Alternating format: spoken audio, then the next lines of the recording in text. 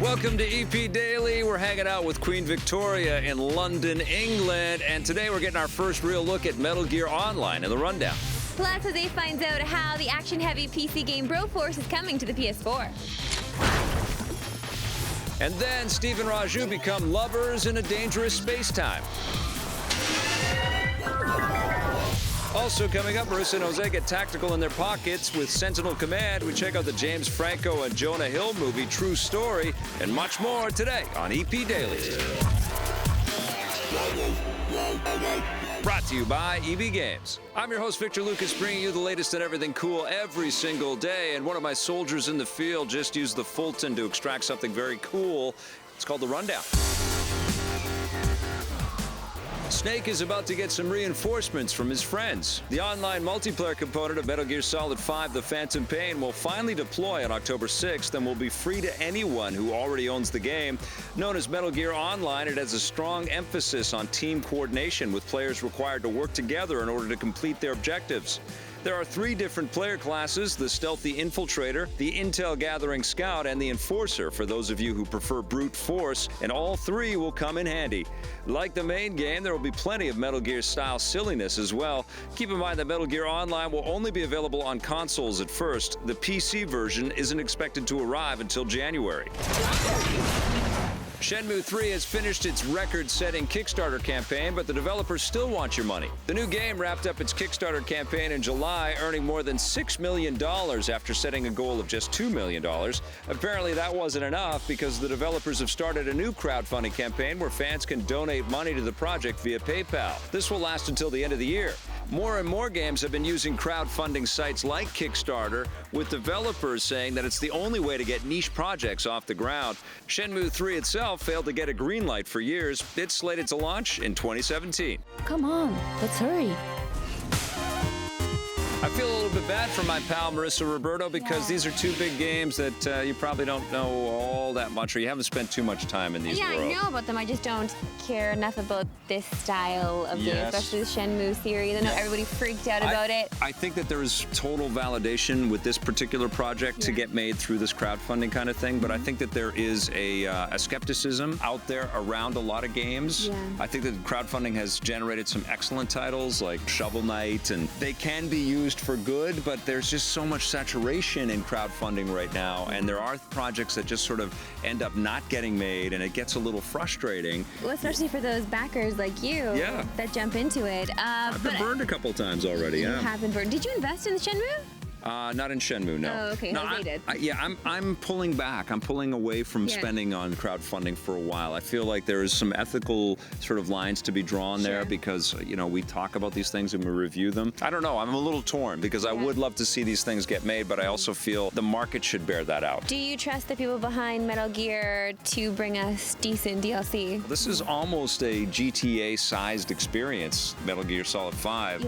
So I feel like that month of letting people just play the single player and getting really comfortable with all of the gadgetry and the toy-like atmosphere of that game is going to play out really well with the online stuff. I find that it's very fun to play multiplayer stuff with really solid third-person action games, whether that's Grand Theft or the Uncharted titles or Metal Gear Online. I think that it's such a nice break from all the first-person, multiplayer stuff that we do.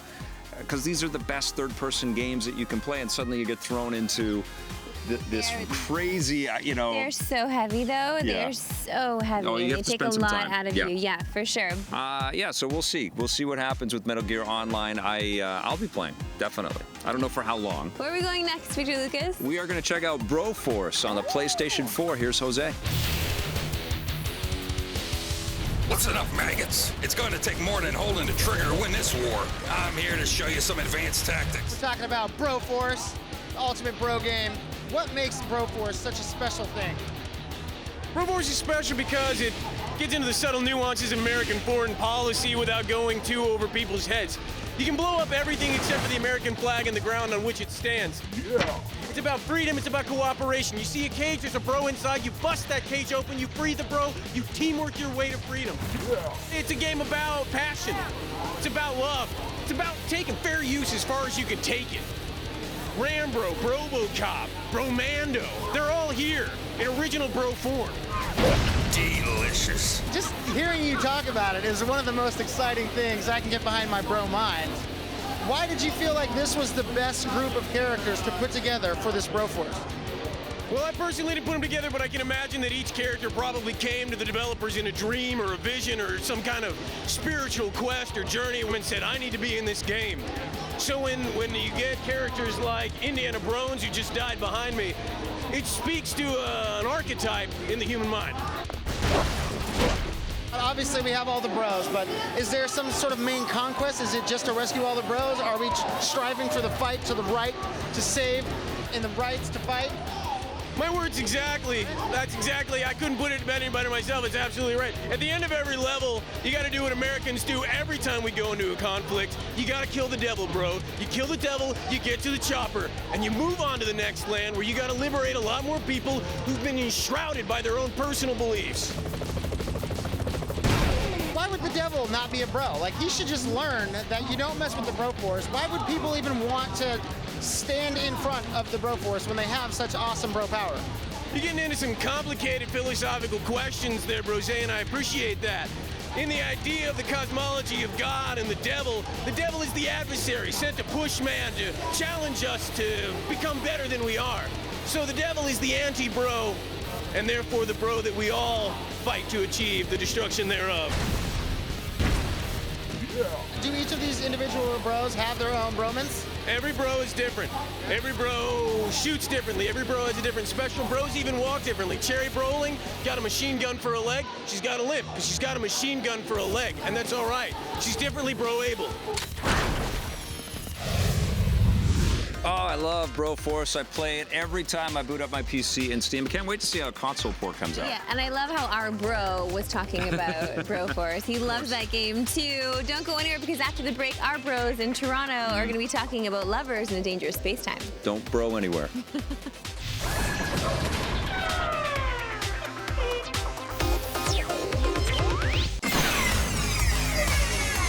I'm Eric Barsegi. I'm a Lego master builder, and one of my favorite Star Wars moments was, of course, the Star Destroyer flying overhead in the original New Hope film. I saw it 10 times that summer in '77 when I was a kid. Whenever we had a chance, we'd ride our bikes up to the theaters and just spend a nice hot afternoon watching Star Wars.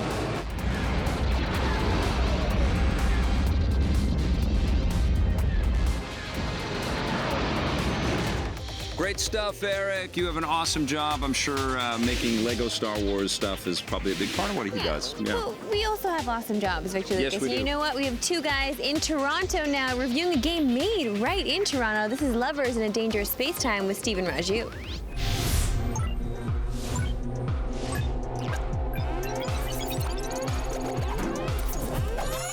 You and I are a team. We don't always get along perfectly well, but we mesh. We try, we work together. Yes, we work together very hard. And today we're looking at a game that requires cooperation. This is Lovers in a Dangerous Space-Time. It's by Asteroid Base. Asteroid Base. a Toronto. Here in Toronto. Small Toronto indie studio. Yep. This name, it gets some CanCon points for me as well. This is based on a Bruce Cockburn song. Lovers in a Dangerous Time, made yes. famous by the Bare Naked Ladies. Yes, it says all Canadiana up in this I game. gotta say, I love the name. And I actually do love a lot about how this game looks. The thrust of the game here is that love in the universe has been tainted and corrupted and stolen, and you are a member of the Lovers.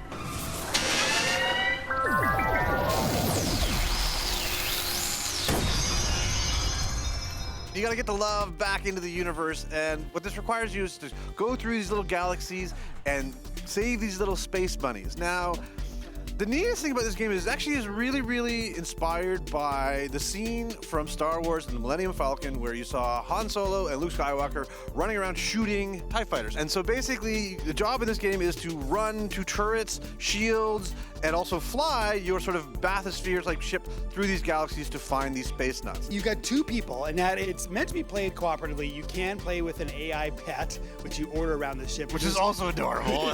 My space cat who was shooting things, I loved him.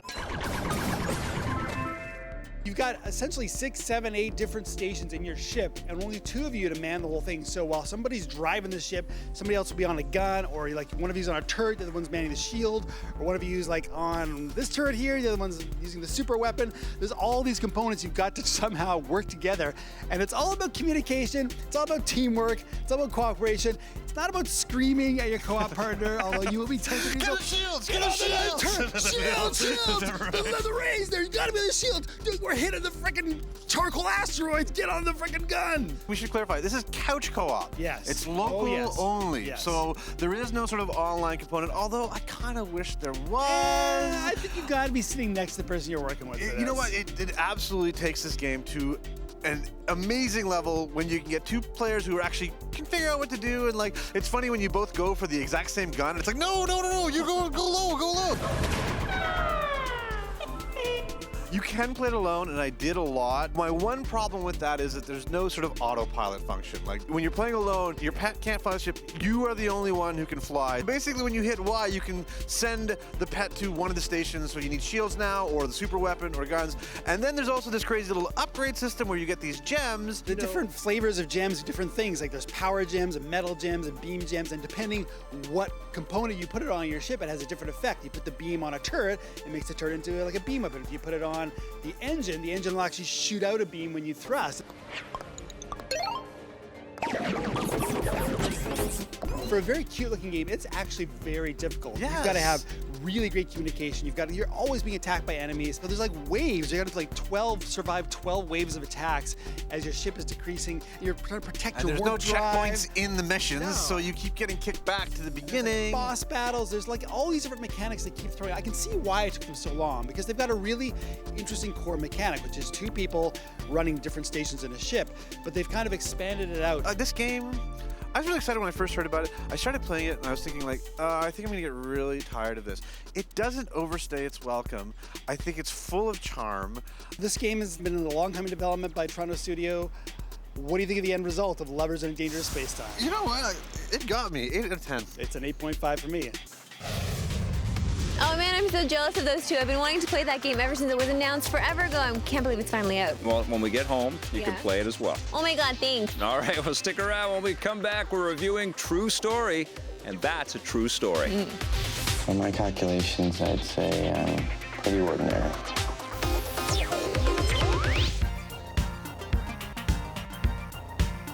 I've got a classic Wii game for our buried treasure today. It's called Blob. It was developed by THQ in Australia. Rest in peace. There were a lot of casualties out of that whole debacle. But this game was actually a really nice piece of THQ history. I like the idea of bringing a world back to life with color, and that's basically what you did. And I think the cool hook here is for any fan of Splatoon that likes the whole idea of splattering ink all over the place. There's a similar type of mechanic at work here in Blob, where you're trying to face off against this corporation that's trying to rip away the color and keep everything gray or black and white. A very unique experience. And yes, you're going to have to pull out the Wii mode and nunchuck in order to play this thing, and you're going to need the Wii sensor in order to play it, but it's worth your time. Really like the Blob, and it's definitely a buried treasure. We've got a beautiful sunny day here in Notting Hill, so let's talk about something incredibly depressing. What do you think, my friend? This is called True Story. It stars Jonah Hill and James Franco, 2 actors that we normally associate with lighter fare. Yes, Yeah, at least when they're together. Yes, together, and lately, of course, now this is completely different. It completely goes the other way, down the other road. This is based on a true story, and that's exactly what the movie is called, True Story. They're not lying. No, a book written by Michael Finkel about an accused murderer, Christian Longo. Yes. I think he trusts me. Can you trust him? Don't do that. What? You think after what happened, I didn't cross-check the police reports? It was tough for me to jump into it because James Franco has been such a source of comedy for me lately that I felt like when I watched him play this character, I couldn't take him seriously as this serious man. I thought maybe he was just playing some big joke, some big prank. And after a while, I finally got lured in because he does that, and he was playing a character in which he would lure someone, and he does lure Jonah Hill in his character. He's very devilish and conniving, and you can see this very shrewd sort of calculation happening in his mind. The gears turning when he's talking. He wants to manipulate every situation and every human being that he encounters. I've been decent, regular for 92.88% of the time. He is so patently charming that he gets his way in a lot of things, and the crime that he's accused of is really, really disturbing. It is. He kills his 3 kids in some horrific ways. It's so hard. I felt so gutted watching some of these scenes, and I just couldn't even imagine what you were going through being a father. Yeah. Watching something like this is just so horrific. Anytime there's like violence against children, it's just very difficult to watch. Chris, did you do what you're accused of doing? We missed it when it was in theaters, but it was good to catch up on the film, on home video, and it's definitely worth your time. What would you give True It's Story? an emotional experience for sure. Yeah, it was emotional. I'm giving it a 7. Yeah, it gets a 7.5 from me. So if it's raining out and you feel like getting really low and depressed about life, you might as well watch the movie. There are a couple of fantastic actors that you can watch and be appreciated. Absolutely, but also make sure it's raining. All right, well, let's get strategic now with Sentinel Command. Here's Jose and Marissa. Me. EP's mobile coverage is brought to you by Gameloft, makers of Asphalt 8 Airborne, which you can play on your Android or iOS device for free right now. Marissa and I have found our way to Central Park in the heart of New York City because we figured we wanted to talk about space strategy games. Yeah, so why not come to Central Park to do that? Seems fitting. Makes That's why so we are much talking sense. about some Sentinel Command on the old iPad. What did you think? I normally don't like deep space, but I do when it involves strategy. You have a lot to do, you have a lot to manage, you have a lot of big decisions to make. A lot of those decisions come from how many ships you're going to deploy to fend off enemies, because you have to defend different towers that are cultivating for your area of the galaxy. You have a lot of real estate here that you need to protect. The ship's getting real. This ship is getting real. It's true. And I know when you jump into this thing at first, you're gonna think, oh my god, these graphics suck, because they're not that exciting, especially in the loading screen. I'm not really sure what's happening. Yeah, it looks like a very pastel-y version of the ship. You're like, all right. Okay. Way to finish up the loading graphic. It's a little Iron Man-y. Like there's, those mustard, and there are just some colors there that I found a little bit off-putting. She doesn't like mustard. What can you do? I'm a ketchup guy myself. But the actual gameplay is the core of this thing. It's what we're reviewing, and I really did enjoy it. There's a whole map here to look at and survey. The thing that confused me, though, was learning where the enemies were. There are enemies hiding in your galaxy. It's more like a waiting game. The galaxy. It feels like it's just like a waiting game. You're looking at your overview map and you're like, holy crap. There are all these different locations scattered throughout like these 6 provinces that you have to make sure that don't get taken over by the enemy. You're like, well, all right, I just got to make sure my Cornwall peeps are excited with my actions because I don't want to step on any toes. Then, like, at first it's easy. Yeah. Enemies start attacking you, you're like, boom, I'm gonna go in with my ships.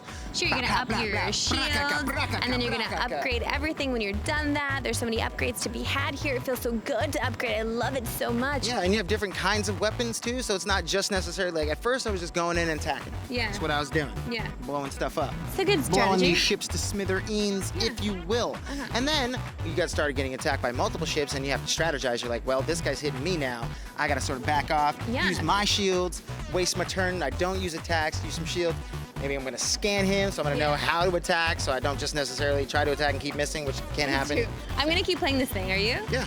Yeah, it's fun, right? Yeah. I wanna see what happens. Okay, so what in is space battles? In space battles, it's true. There's just a lot to do. Sure, it doesn't look, fantastic, but listen, I don't care. I'm enjoying my turn-based strategy time in space. That's right.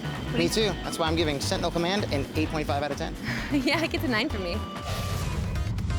Good work there, amiga. I like seeing you with our giant friend. I am still impressed by that game. I still play it now, and I usually drop those things off like that. Don't go anywhere, because after the break, we've got the Twitter question of the day.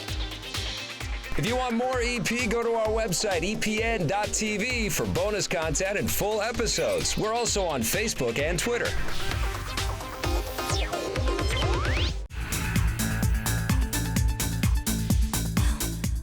Welcome back to the Electric Playground. It's time for our Twitter question of the day. This one's from Lou W. Sitzma.